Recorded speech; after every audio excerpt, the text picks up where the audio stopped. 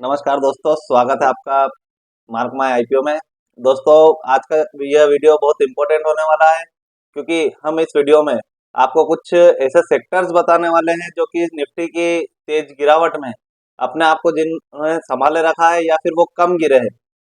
कहने का मतलब ये है दोस्तों कि निफ्टी के इतने गिरने के बावजूद भी कुछ सेक्टर ऐसे हैं जो कि निफ्टी की तुलना में कम गिरे हैं या फिर ऑलमोस्ट बढ़े हैं। तो यह हमारा देखने का कारण यह हो सकता है दोस्तों कि मान लीजिए अगर निफ्टी कहीं सपोर्ट लेता है, साइडवेज ट्रेंड में जाता है या फिर निफ्टी यहाँ पर थोड़ा सा अगर बाउंस अगर हमें देखने को मिलता है, तो दोस्तों वो सेक्टर के जो स्टॉक्स है वो शायद आपको एक अच्छा खासा अपसाइड मूवमेंट दे सकते हैं। यही आज का हमारा वीडियो का मोटिव रहने वाला है।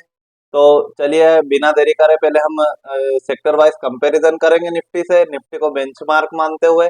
और कुछ जो चुनिंदा स्टॉक्स है या फिर सेक्टर्स है जो कि अमूमन जिनके अंदर ट्रेडिंग रहती है, लिक्विडिटी रहती है, हम उसके अंदर अपना कहीं अपॉर्चुनिटीज ढूंढने की कोशिश करेंगे कि क्या हमारे लिए बाइंग अपॉर्चुनिटीज रह सकता है। और अगर निफ्टी गिरता है तो कौन कौन से सेक्टर है जो कि निफ्टी से ज्यादा गिरने के चांसेस रहेंगे। तो हम है जो इनका कंपैरिजन करने वाले हैं। तो बिना देरी करिए चलो दोस्तों चलते हैं चार्ट्स की ओर। तो दोस्तों ये हमारा निफ्टी का चार्ट है। देखिए कंपैरिजन करने के हम दो पैरामीटर्स निकाल सकते हैं। अ, एक ऐसी जगह से अगर हम कंपैरिजन करें, जैसे मान लीजिए 4 जून की अगर हम कैंडल पकड़ते हैं जिस दिन इलेक्शंस का रिजल्ट घोषित हुआ था, मोदी जी की सरकार बनी थी, वहां से हम इसलिए कंपैरिजन करेंगे दोस्तों क्योंकि वहां से मार्केट में हमें एक अच्छा खासा बुल रन देखने को मिला था। और वो हमारे अच्छी खासी कैंडल्स वहां पर बनी थी, हाई वॉल्यूम कैंडल्स थी। तो ये कैंडल्स को हम आधार बनाते हुए हम स्टॉक्स और सेक्टर्स का कंपैरिजन करने वाले हैं। आपको हमारा निफ्टी का चार्ट देखने को मिलेगा और दूसरी तरफ आपको निफ्टी का जो हमारा स्मॉल कैप है वो हमने यहाँ पर चार्ट लगाया है दोस्तों। ठीक है, अब इन दोनों चार्ट को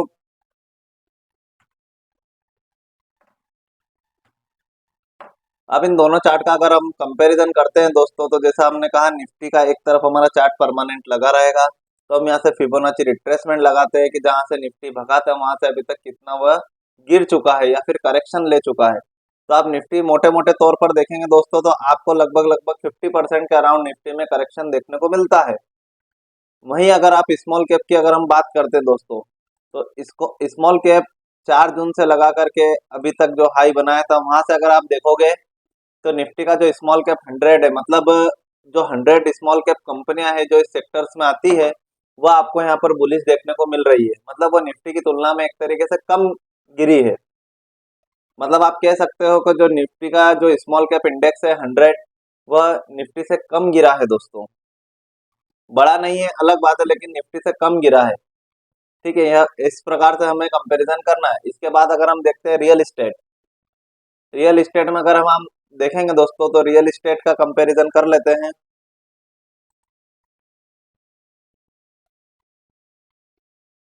अगर आप देखेंगे दोस्तों 4 जून की कैंडल से रियल इस्टेट ने जो हाई बनाया था वहां से ऑलमोस्ट ऑलमोस्ट रियलिटी जो सेक्टर्स है ये फटाफट फटाफट 100% का ऑलमोस्ट करेक्शन दे चुके हैं। एक तरफ निफ्टी जहां 50% का करेक्शन हमें देखने को मिला है, निफ्टी में हमें कितना करेक्शन देखने को मिला है, ऑलमोस्ट 50% के अराउंड। वहीं इसमें आपको देखने को मिल सकता है, यहाँ पर देखिए आप, ये पूरा 100% इसने रिट्रेसमेंट कर दिया। मतलब जहां से ये 4 जून के आसपास भगा था ये सेक्टर, रियलिटी सेक्टर, वहां से ये वापस वहीं पर आकर खड़ा हो चुका है, जबकि निफ्टी तो आधे रास्ते में ही आई है। मतलब क्या कह सकते हैं हम कि निफ्टी एक तरीके से बुलिश है कंपैरिजन टू निफ्टी रियलिटी। मतलब आप अगर आप रियलिटी सेक्टर के चार्ट्स देखेंगे जिसमें हो सकता है आपको डीएलएफ देखने को मिले, शोभा रियलिटीज और अपना ओबेरॉय रियलिटी, शायद ओबेरॉय रियलिटी ने नया हाई बनाया है, उसको आप लेप्स कर सकते हो क्योंकि वो उसके पर्टिकुलर रिजल्ट्स के कारण ऊपर आया है। लेकिन आपको बहुत सारे रियलिटी सेक्टर्स आपको डाउन दिखेंगे। ठीक है दोस्तों, तो इस प्रकार से हमारा कंपैरिजन का आधार रहेगा। इसी के साथ साथ हम एक एक्सेल फाइल बना लेते हैं जो कि हमारे लिए अच्छी रहेगी। तो मैंने थोड़ा सा ट्राई किया है जो कि अच्छे सेक्टर्स है, जो कि अच्छे सेक्टर्स और जो खराब सेक्टर, तो खराब सेक्टर में हमारे पास जो सबसे पहला जो नाम आया दोस्तों वो रियलिटी का। मतलब कहने का मतलब ये है कि जो अभी रियलिटी सेक्टर्स है वो अभी अच्छा परफॉर्म नहीं कर रहे हैं। ठीक है, उसके बाद हम आते हैं पीएसयू स्टॉक्स में। तो अगर आप निफ्टी का कंपैरिजन करोगे पीएसयू स्टॉक्स से, तो देखते हैं ये कितना अभी तक रिट्रेसमेंट कर चुके हैं। तो अरे बाबा, ये आपको देखिए दोस्तों साफ देखने को मिल रहा है कि जहां से निफ्टी निफ्टी तो अभी बहुत नीचे, इसने तो हाई नहीं बनाया, 4 जून की कैंडल का ही हाई नहीं ब्रेकआउट किया था। तो यही कारण हो सकता है दोस्तों, जो अभी निफ्टी पीएसयू जो प्राइवेट सेक्टर बैंक है वो उनकी कीमतें आधी हुई है, जिसमें आप बैंक ऑफ बड़ौदा देखिए, आप साथ साथ में चार्ट भी देख, बैंक ऑफ बड़ौदा या फिर सेंट्रल बैंक, ये हमने देखे दोस्तों, ये सेंट्रल बैंक का हमने चार्ट लगाया। ये कंपैरिजन हम क्यों कर रहे हैं, हम इसीलिए कंपैरिजन कर रहे हैं दोस्तों। ये देखिए आपके सामने मैं सेंट्रल बैंक का चार्ट लगाता हूँ, सेंट्रल बैंक ऑफ इंडिया, ये इसका डेली चार्ट। क्या यह गिरा है दोस्तों? ये बढ़ा ही नहीं। ठीक है, या अगर आप इसी कैंडल देखोगे तो सेम देखिए, इसमें कोई बढ़त देखने को नहीं मिली, जाके निफ्टी 4 जून के बाद से नया हाई बनाया निफ्टी ने, लेकिन इनने इन स्टॉक्स में कोई नया हाई बनाया ही नहीं।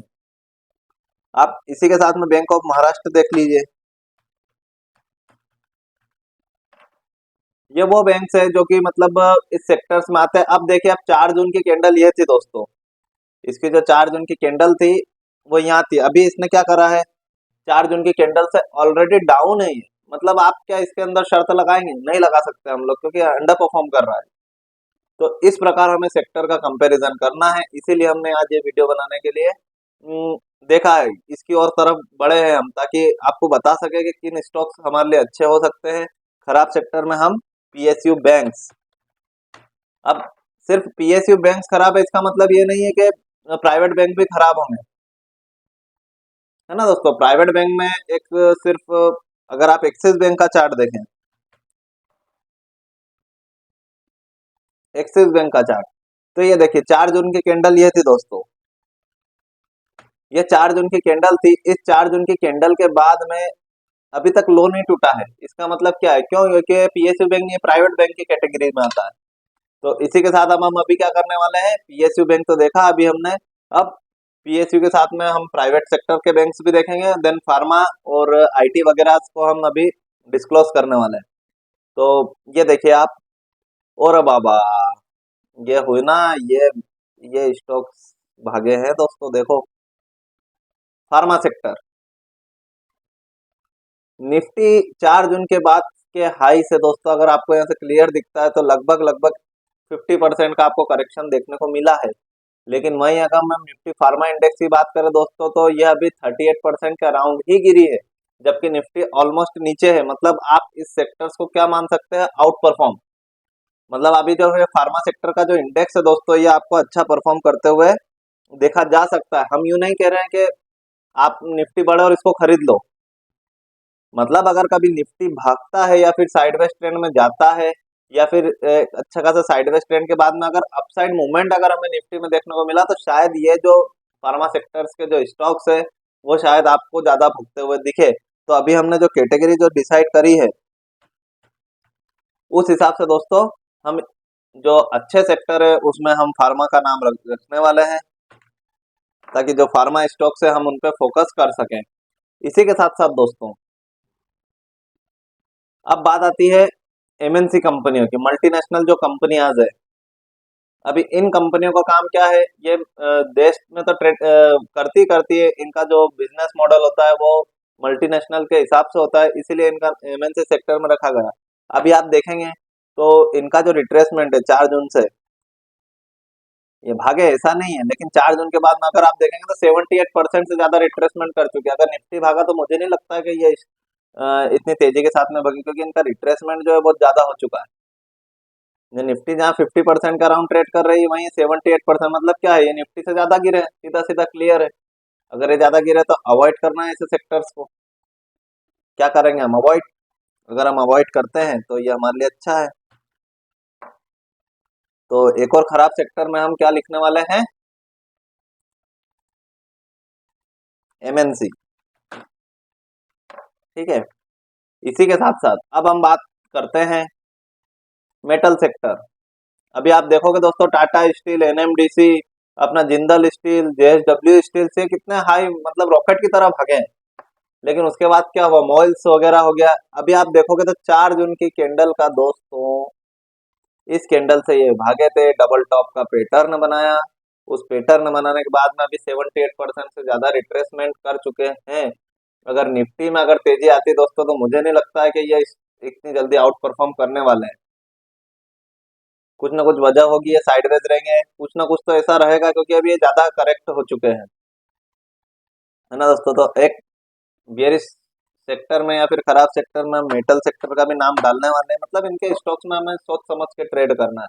इसी के साथ साथ अगर हम बात करते हैं तो मीडिया सेक्टर की, तो ये तो ऑलरेडी अंडर परफॉर्म है। आप पीवीआर हो गया अपना, वायाकॉम 18, ऐसे स्टॉक्स है, सन टीवी हुआ, ये जो अच्छे खासे गिर चुके हैं। अभी आप पीवीआर का चार्ट देखेंगे तो निफ्टी ने जरूर नया हाई बनाया, लेकिन वो नीचे परफॉर्म कर रहा है। यही कारण है दोस्तों के, जब हम किसी स्टॉक्स को बाय कर लेते हैं, हम समझते हैं वो सस्ता है, लेकिन वो निफ्टी बढ़ने के साथ साथ में बढ़ता ही नहीं है। तो उसका मेजर कारण होता है ये, क्यों? क्योंकि उसका सेक्टर ही अंडर परफॉर्म है, इसीलिए वो स्टॉक्स आपको बुल रन नहीं दिखा पाता है, और हम स्टॉक्स की होल्डिंग लेकर के बैठे होते हैं। अभी आपको मीडिया सेक्टर में क्या देखने को मिल रहा है कि निफ्टी ज्यादा गिरी। 4 जून की कैंडल से अगर हम कंपैरिजन करते हैं तो निफ्टी के अराउंड, निफ्टी 50% है, और मीडिया सेक्टर कितना गया दोस्तों, 60% का अराउंड। मतलब मोटा मोटा एक तरीके से कंजर्वेटिव है, दोनों साथ साथ चल रहे हैं। तो अभी हमें इन इससे मीडिया सेक्टर को ना हम खराब की कैटेगरी में रखेंगे, ना अच्छे की कैटेगरी में। मेजर सेक्टर जो है, अब हम लाते हैं निफ्टी आईटी, क्योंकि एक बड़ा अच्छा खासा पोर्शन जो है दोस्तों आईटी रखता है। सीएनएक्स आईटी के नाम से इसको जाना जाता है। तो अभी हम निफ्टी आईटी के अगर चार्ट्स की बात करते हैं दोस्तों, तो शायद इसका करेक्शन कम दिखे, क्योंकि इन्फोसिस, टीसीएस, ये सभी अभी क्या कर रहे हैं दोस्तों, अच्छे खासे अपसाइड लेवल पर हमें देखने को मिल रहा है। कोफोर्ज हुआ, नौकरी डॉट कॉम, बहुत अच्छे स्टॉक्स। ये देखिए दोस्तों, ये मेरा कहना बिल्कुल सही था। ये देखिए आप कितना परसेंट करेक्शन आया है, ओनली 23%। मतलब क्या है, रॉकेट की तरह भागने वाला है। हाँ, अगर निफ्टी अगर भागा ना, तो ये लिख के ले लीजिए आपके, ये आईटी सेक्टर सबसे पहले भागेगा। अगर निफ्टी में बुल रन आया ना, तो बुल रन लाने का कारण ये आईटी सेक्टर रहेगा दोस्तों। ये $1 मिलियन स्टेटमेंट हो सकता है, आप चाहे तो इसको नोट कर सकते हैं। फार्मा और एक निफ्टी आईटी, आईटी सेक्टर। क्योंकि यूएस इलेक्शन में जिस प्रकार से हमें भेरू बनाया गया, भेरू ही बोल सकते हैं अपनी भाषा में। ऑटो सेक्टर देखिए, एफएमसीजी देखिए। आप एफएमसीजी में आप यकीन मानिए दोस्तों, जो स्टॉक 3150 हिंदुस्तान यूनिलीवर का भी जीवन में 3000 के ऊपर नहीं गया, वो अगर वापिस दोस्तों उसको 2300 पे लेके आ गए। एचयूएल का चार्ट दिखाता हूं आपको।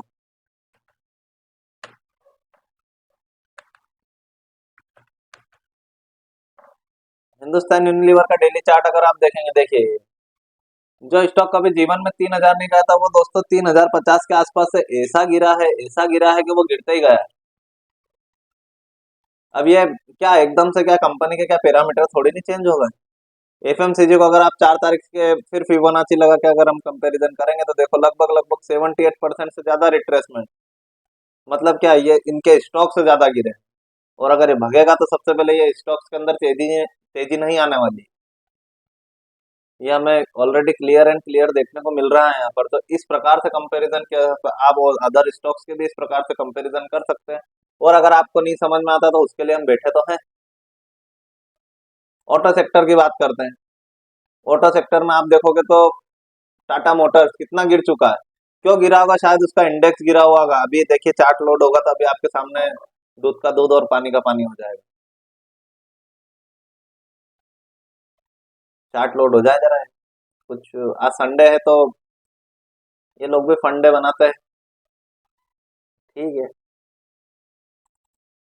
चल भैया। निफ्टी ऑटो, ये देखिए ये 4 जून की कैंडल।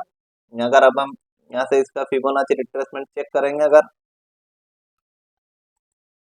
तो दोस्तों 78% से ज्यादा, ये मेजर कारण हो सकता है कि आपको मोटर सेक्टर के अगर मैं आपको स्टॉक्स दिखा दूं दोस्तों एक ही सेक्टर के, तो आपको नीचे गिरे हुए ही मिलेंगे वो। उनका मेन कारण क्या है दोस्तों? उनका इंडेक्स डाउन है, निफ्टी के कंपैरिजन में ज्यादा गिर रहा है। और शायद ये एक बार का यहाँ पर सपोर्ट लेगा, क्योंकि ये 1 2 3 4 5 ये मेजर सपोर्ट हो सकता है यहाँ पर 22,200 के आसपास इस लेवल का। यानी अगर इतना होता है तो टाटा मोटर्स अभी यहाँ से हमें 50 पॉइंट और देखने को नीचे मिल सकता है। अगर वो नीचे देखने को मिला तो फिर वहां से हम देखेंगे निफ्टी क्या, अभी हम कोई भगवान तो है नहीं जो पता लगा ले।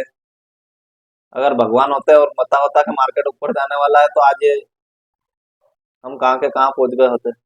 तो सिर्फ हमें क्या कर सकते हो, ऑब्जर्वेशन लगा के, एनालिसिस लगा के, सिर्फ और सिर्फ हम उसको प्रिडिक्ट करने की कोशिश करते हैं जहां हमारे हाई लेवल के चांसेस हो।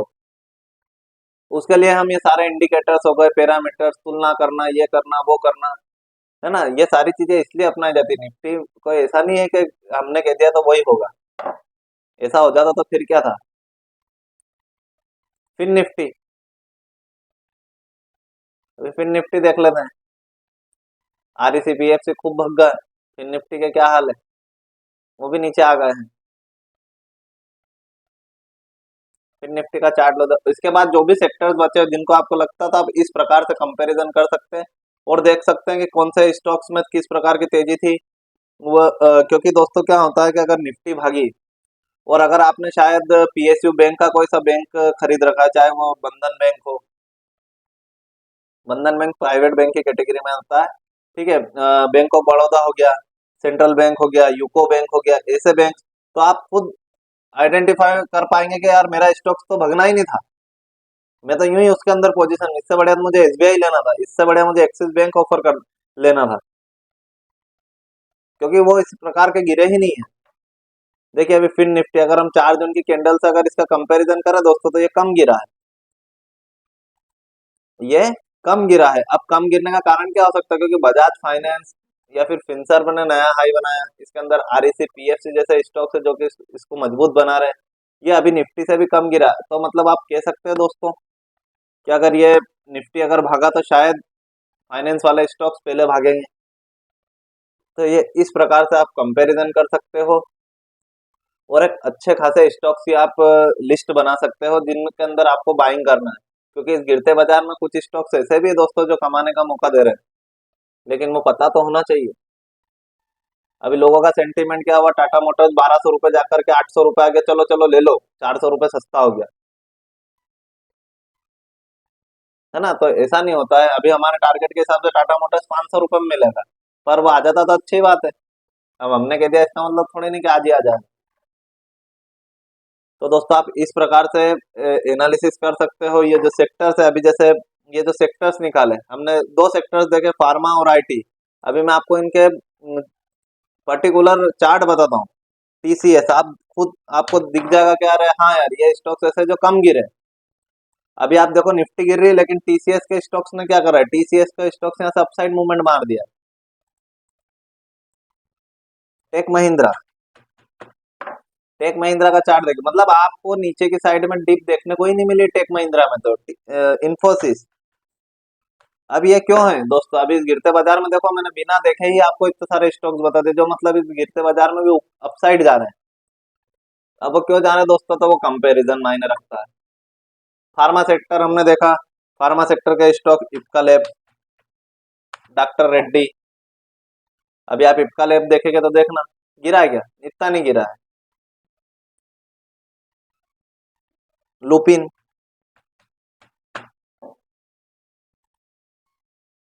इतना नहीं गिरा। सिप्ला, कहाँ है दोस्तों ये स्टॉक, ये गिरने को ही तैयार नहीं। ये सिप्ला का रिजल्ट खराब आया था, फिर भी ठीक है ये गिरा है, हो सकता है इसका कुछ पर्टिकुलर है, लेकिन फिर भी इतना डाउन नहीं गया जितना निफ्टी गई है। निफ्टी के कंपैरिजन में कम गिरे हैं क्योंकि इनके सेक्टर बुलिश थे। तो अगर आप गलती से स्टॉक्स में अगर बैठ भी जाओगे दोस्तों आउट परफॉर्म देख के सेक्टर को, तो आपको उतना लॉस नहीं होगा जितना अदर सेक्टर्स के स्टॉक्स में हो सकता है। तो इसीलिए कंपैरिजन जरूरी था। हमने बियरिश स्टॉक्स देखे। अब बियरिश सेक्टर में कौन सा है, रियलिटी, पीएसयू बैंक्स और एमएनसी। पीएसयू बैंक्स हम देख चुके हैं। अगर आप रियलिटी का देखोगे दोस्तों, तो सबसे पहले शोभा लिमिटेड,